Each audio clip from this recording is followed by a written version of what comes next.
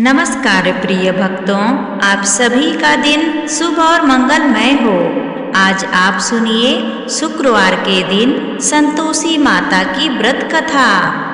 तो चलिए इस कथा को प्रसन्न चित्त मन से हम सुनते हैं। एक बुढ़िया थी, उसके 7 बेटे थे। 6 बेटे कमाने वाले थे, जबकि एक बेटा निकम्मा था। बुढ़िया 6 बेटों की रसोई बनाती, भोजन कराती और उनसे जो कुछ जूठन बचती वह 7वें को दे देती। एक दिन वह अपनी पत्नी से बोला, देखो मेरी माँ को मुझ पर कितना प्रेम है। वह बोली, क्यों नहीं, सबका जूठा जो तुमको खिलाती हैं। वह बोला, ऐसा नहीं हो सकता, मैं जब तक अपनी आंखों से न देख लूं मैं मान नहीं सकता। बहू हंसकर बोली, देख लोगे तब तो मानोगे। कुछ दिन बाद त्योहार आया। घर में 7 प्रकार के भोजन और चूरमे के लड्डू बने। वह जांचने के लिए सिर दुखने का बहाना करके पतला वस्त्र सिर पर ओढ़ करके उसी रसोई घर में सो गया। वह कपड़े में से सब कुछ देखता रहा। 6 भाई भोजन करने आए। उसने देखा कि माँ उनके लिए सुंदर आसन बिछा रखे हैं और अनेकों प्रकार की रसोई परोसी और आग्रह करके उन्हें खूब खिलाया। वह सब कुछ वहाँ से देखता रहा। 6 भाई भोजन करके उठे तब माँ ने उनकी जूठी थालियों में से लड्डुओं के टुकड़े उठाकर एक लड्डू बनाया। जूठन साफ करके बुढ़िया माँ ने अपने 7वें बेटे को बुलाया। बेटा, 6 भाई भोजन करके गए, अब तू ही बाकी है, उठ तो कब खाएगा। वह कहने लगा, माँ मुझे भोजन नहीं करना, मैं अब परदेश जा रहा हूँ। माँ ने कहा, कल जाता तो आज ही चला जा। वह बोला, हाँ आज ही जा रहा हूँ।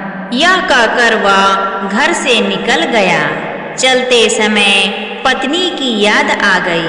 वह गौशाला में कंडे पाथ रही थी।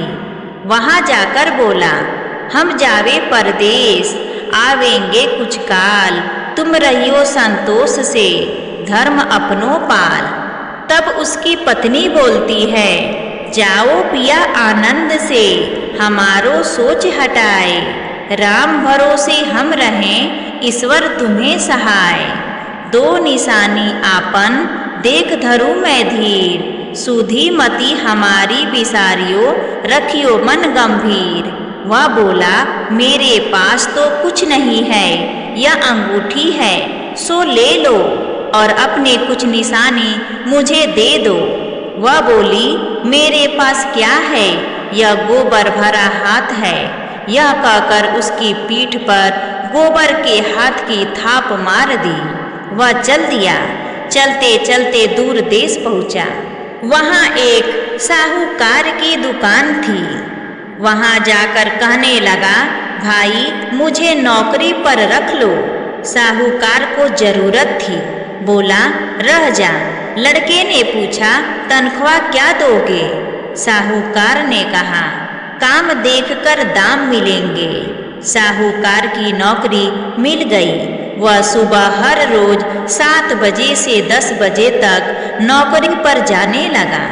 कुछ दिनों में दुकान का सारा लेन देन, हिसाब किताब, ग्राहकों को माल बेचना, सारा काम करने लगा। साहूकार के 7-8 नौकर थे। वे सब चक्कर खाने लगे कि यह तो बहुत होशियार बन गया। सेठ ने भी काम देखा और 3 ही महीने में ही उसे आधे मुनाफे का हिस्सेदार बना लिया। वह कुछ वर्ष में ही नामी सेठ बन गया और मालिक सारा कारोबार उस पर छोड़कर चला गया। वहाँ गांव में पति की अनुपस्थिति में सास ससुर अत्याचार करने लगे। उसकी पत्नी को सास ससुर दुख देने लगे। सारी गृहस्थी का काम करा के उसे लकड़ी लेने जंगल में भेजते। इस बीच घर के आटे से जो भी भूसी निकलती उसकी रोटी बनाकर रख दी जाती। और फूटे नारियल की नरेली में पानी।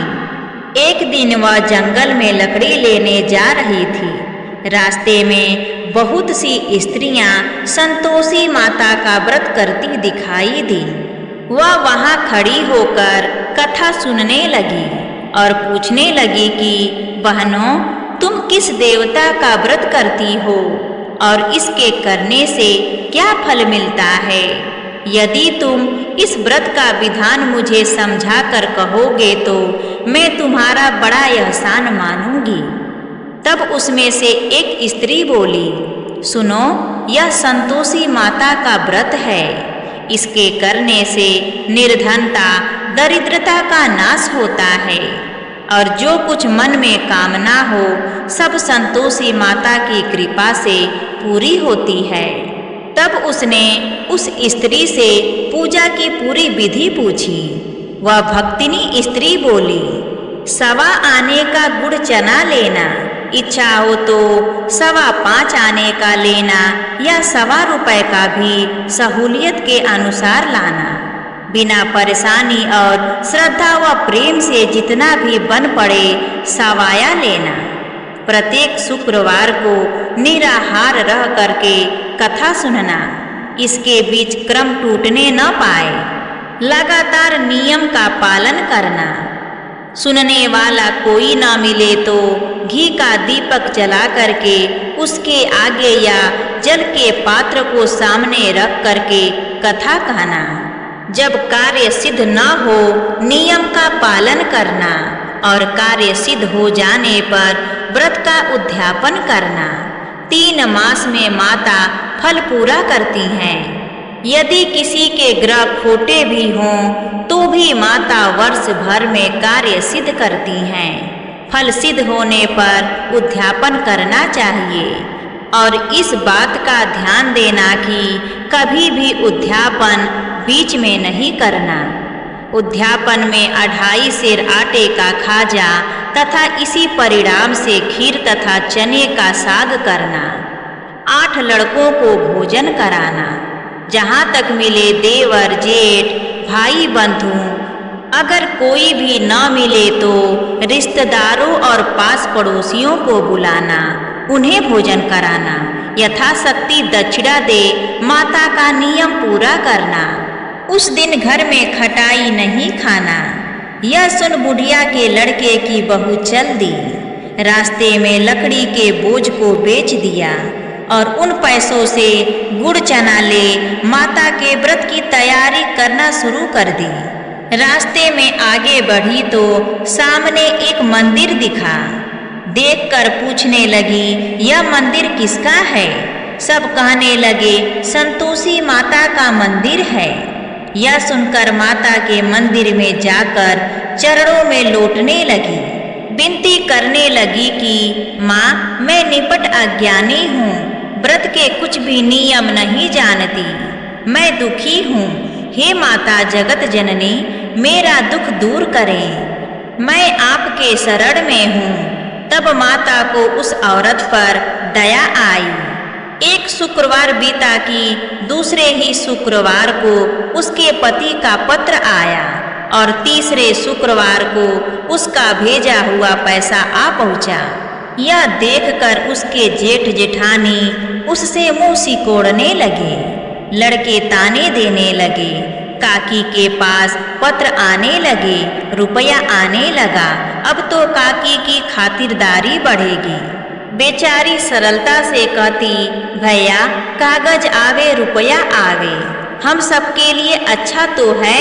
ऐसा कहकर आंखों में आंसू भरकर संतोषी माता के मंदिर में आकर मातेश्वरी के चरणों में गिरकर रोने लगी। माँ, मैंने तुमसे पैसा कब मांगा है? मुझे पैसे से क्या काम है? मुझे तो अपने सुहाग से काम है।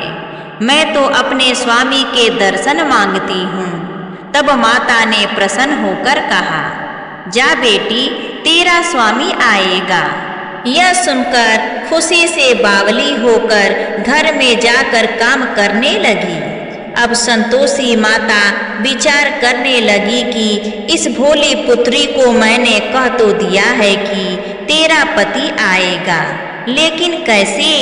वह तो इसे स्वप्न में भी याद नहीं करता। उसे याद दिलाने को मुझे ही जाना पड़ेगा।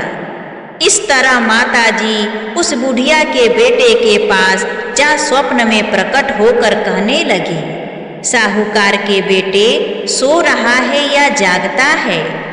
वह कहने लगा, माता सोता भी नहीं जागता भी नहीं, कहो क्या आज्ञा है? माँ कहने लगी, तेरे घर बार कुछ है कि नहीं? वह बोला, मेरे पास सब कुछ है, माँ है, बाप है, बहू है, क्या कमी है? माँ बोली, भोले पुत्र, तेरी बहू घोर कष्ट उठा रही है। तेरे माँ बाप उसे परेशानी दे रहे हैं, दुख दे रहे हैं, कष्ट दे रहे हैं। वह तेरे लिए तरस रही है, तू उसकी सूध ले। वह बोला, हाँ माताजी, यह तो मालूम है, परंतु जाऊं तो कैसे जाऊं?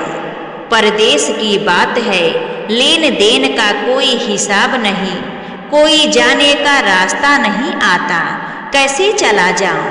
तब माँ कहने लगी, मेरी बात मान, सवेरे नहा धोकर संतोषी माता का नाम ले, घी का दीपक जला, दंडवत कर दुकान पर जा बैठना।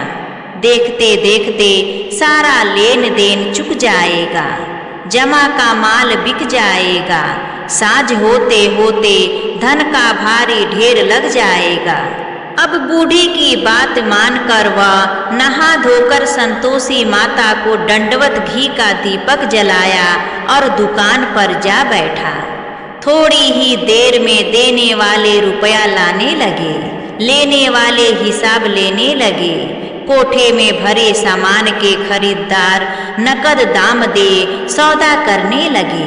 शाम तक धन का भारी ढेर लग गया।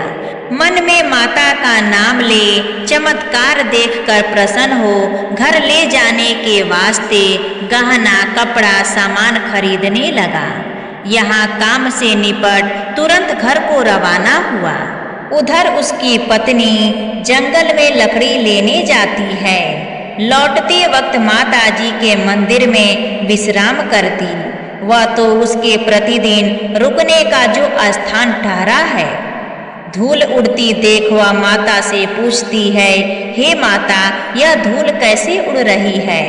माता कहती हैं, हे पुत्री, तेरा पति आ रहा है। अब तू ऐसा कर, लकड़ियों के 3 बोझ बांध ले, एक नदी के किनारे रख और दूसरा मेरे मंदिर पर और तीसरा अपने सिर पर। तेरे पति को लकड़ियों का गट्ठर देखकर मोह पैदा होगा। वह यहाँ रुकेगा, नाश्ता पानी खाकर तब माँ से मिलने जाएगा। तब तू लकड़ियों का बोझ उठाकर जाना और चौक में गट्ठर डालकर जोर से आवाज लगाना, लो सासू जी, लकड़ियों का गट्ठर लो, भूसी की रोटी दो, नारियल की नरेली में पानी दो, देखो आज मेहमान कौन आया है। माता जी से बहुत अच्छा कहकर वह प्रसन्न मन से लकड़ियों के 3 गट्ठर बनाई, एक नदी के किनारे पर और एक माता जी के मंदिर पर रखा। और इतने में मुसाफिर आ पहुँचा। सूखी लकड़ी देखकर उसकी इच्छा उत्पन्न हुई कि हम यहीं पर विश्राम करें और भोजन बनाकर खा पीकर गांव जाएं। इसी तरह रुककर भोजन बना खाकर विश्राम करके गांव को गया। सबसे प्रेम से मिला। उसी समय सिर पर लकड़ी का गट्ठर लिए वह उतावली सी आती है। लकड़ियों का भारी बोझ आंगन में डालकर जोर से 3 आवाज देती है, लो सासू जी, लकड़ियों का गट्ठर लो, भूसी की रोटी दो, नारियल के नरेली में पानी दो, देखो आज मेहमान कौन आया है। यह सुनकर उसकी सास बाहर आकर अपने दिए हुए कष्टों को भुलाने हेतु कहती है, बहू ऐसा क्यों कहती है, तेरा मालिक ही तो आया है। आ बैठ, मीठा भात खा, भोजन कर, कपड़े गहने पहन। उसकी आवाज सुन उसका पति बाहर आता है अंगूठी देख व्याकुल हो जाता है। माँ से पूछता है, माँ यह कौन है? माँ बोली, बेटा यह तेरी बहू है। जब से तू गया है तब से सारे गांव में भटकती फिरती है, घर का काम काज कुछ नहीं करती, चार पहर आकर खा जाती है।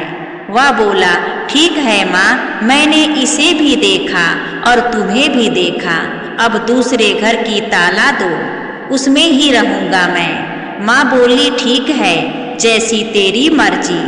तब वह दूसरे मकान की तीसरी मंजिल का कमरा खोल सारा सामान जमाया। एक दिन में राजा के महल जैसा ठाट बाट बन गया। अब क्या था, बहू सुख भोगने लगी। इतने में शुक्रवार आया। उसने पति से कहा, मुझे संतोषी माता के व्रत का उद्यापन करना है। पति ने बोला, खुशी से कर लो। उद्यापन की तैयारी करने लगी। जेठानी के लड़कों को भोजन के लिए कहने गई। उन्होंने मंजूर किया, परंतु पीछे से जेठानी ने अपने बच्चों को सिखाया कि देखो बच्चों, भोजन के समय खटाई जरूर मांगना, जिससे उसका उद्यापन पूरा नहीं हो। इसके बाद लड़के ने अपनी माँ की कही हुई बात को ध्यानपूर्वक सुना और अपनी काकी के घर भोजन करने आए। खीर खाना पेट भर खाया, परंतु बाद में खाते ही कहने लगे कि हमें खटाई दो, खीर खाना हमको नहीं भाता, यह सब खाना देखकर हमें अरुचि होती है। वह कहने लगी, देखो बच्चों, खटाई किसी को नहीं दी जाएगी, यह तो संतोषी माता का प्रसाद है। लड़के उठ खड़े हो गए, बोले, पैसा लाओ। भोली बहू कुछ नहीं जानती थी, उन्हें पैसा दे दिए। लड़के उसी पैसे से हट करके इमली खटाई खाने लगे। यह देखकर बहू पर माताजी ने कोप किया। राजा के दूत उसके पति को पकड़कर ले गए। जेठ जेठानी मनमाने वचन कहने लगे, लूट लूट कर धन इकट्ठा कर लाया है, अब सब मालूम पड़ जाएगा जब जेल की मार खाएगा। बहू से यह सहन नहीं हुए। रोती हुई माताजी के मंदिर गई, कहने लगी, हे माता, तुमने क्या किया? हंसाकर अब भक्तों को रुलाने लगी। माता बोली, बेटी, तूने उद्यापन करके मेरा व्रत भंग किया है। वह कहने लगी, माता, मैंने कुछ अपराध किया है, मैंने तो भूल से लड़कों को पैसे दे दिए थे, मुझे क्षमा करो, मैं फिर तुम्हारा उद्यापन करूंगी। माँ बोली, अब भूल मत करना। वह कहती है, अब भूल नहीं करूंगी। अब बतलाओ वे कैसे आवेंगे? माँ बोली, जा पुत्री, तेरा पति तुझे रास्ते में आता मिलेगा। वह निकली, रास्ते में पति आता मिला। वह पूछी, कहाँ गए थे? वह कहने लगा, इतना धन जो कमाया है उसका टैक्स राजा ने मांगा था, वह भरने गया था। वह प्रसन्न हो बोली, भला हुआ, अब घर को चलो। कुछ दिन बाद फिर शुक्रवार आया। वह बोली, मुझे फिर माता का उद्यापन करना है। पति ने कहा, ठीक है, कर लो। बहू फिर जेठ के लड़कों को भोजन को कहने गई। जेठानी ने एक दो बातें सुनाई और सब लड़कों को सिखाने लगी, तुम सब लोग पहले ही खटाई मांगना। लड़के भोजन से पहले कहने लगे, हमें खीर नहीं खानी, हमारा जी बिगड़ता है, कुछ खटाई खाने को दो। वह बोली, खटाई किसी को नहीं मिलेगी, खाना हो तो खाओ, वरना यहाँ से चले जाओ। उसके बाद वह ब्राह्मण के लड़के लाकर भोजन कराने लगी। यथाशक्ति दक्षिणा की जगह एक एक फल उन्हें दिया। तब संतोषी माता उस बूढ़ी की बहू पर प्रसन्न हुई। माता की कृपा होते ही 9वें मास में उसके चंद्रमा के समान सुंदर पुत्र प्राप्त हुआ। पुत्र को पाकर प्रतिदिन माता जी के मंदिर को जाने लगी। माँ ने सोचा, यह रोज आती है, आज क्यों न इसके घर मैं चलूं। यह विचार कर माता ने भयानक रूप बनाया। गुड़ चने से सना मुख, ऊपर सूट के समान होठ, उस पर मक्खियां भिन भिन कर रही थी। दहलीज पर पैर रखते ही उसकी सास चिल्लाई, देखो रे, कोई चुड़ैल डाकिनी चली आ रही है। लड़कों, इसे जल्दी भगाओ, नहीं तो किसी को खा जाएगी। लड़के भागने लगे, चिल्लाकर खिड़की दरवाजे बंद करने लगे। बहू रोशनदान में से सब कुछ देख रही थी। प्रसन्नता से पगली बन चिल्लाने लगी, आज मेरी माताजी मेरे घर आई हैं। वह बच्चे को दूध पीने से हटाती है। इतने में सास का क्रोध फट पड़ा। वह बोली, क्या उतावली हुई है, बच्चे को पटक दिया। इतने में माँ के प्रताप से लड़के ही लड़के नजर आने लगे। वह बोली, माँ, मैं जिसका व्रत करती हूँ यह संतोषी माता है। सबने माता जी के चरण पकड़ लिए और विनती कर कहने लगे, हे माता, हम मूर्ख हैं, अज्ञानी हैं, तुम्हारे व्रत की विधि हम नहीं जानते। व्रत भंग कर हमने बड़ा अपराध किया है। हे माता जगत जननी, आप हमारा अपराध क्षमा करो। इस प्रकार माता प्रसन्न हुई। तब सभी लोग ने माता से कहने लगे, जैसे आपने बहू को प्रसन्न होकर फल दिया, वैसे ही माता सबको देना। जो आपकी कथा कहे और कथा सुने, उसका मनोरथ पूर्ण हो। प्रेम से बोलिए संतोषी माता की जय। प्रिय भक्तों, अगर आपको यह कथा अच्छी लगी हो तो प्लीज़ कमेंट करके हमें ज़रूर बताइए और हमारे चैनल आरवी नई कहानियाँ को सब्सक्राइब करना ना भूलिए। धन्यवाद।